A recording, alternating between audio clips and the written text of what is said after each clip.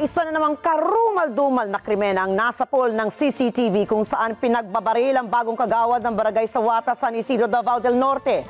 Base sa CCTV footage na nakuha ng PNP sa loob mismo ng mini grocery ng biktima na kinilalang si J. Glenn de la Rama.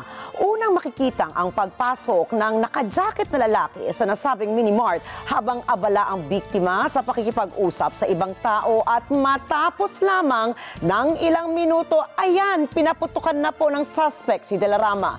Agad na nakatakas ang salarin sakay ng isang motorsiklo na minamaneho ng kasabwat nito. Inaalam pa ng San Isidro Municipal Police Station kung may kinalaman sa katatapos na 2023 barangay at sangguniang kabataan elections ang pagpaslang kay De La Rama.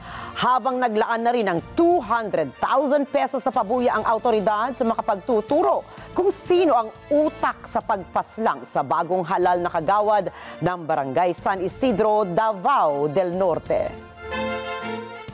Maraming salamat sa inyong pagsubaybay sa Mata ng Agila Primetime. Para malaman ang matatag, matapang at matapat na mga balita, ay i-follow lamang at mag-subscribe sa @Net25 TV.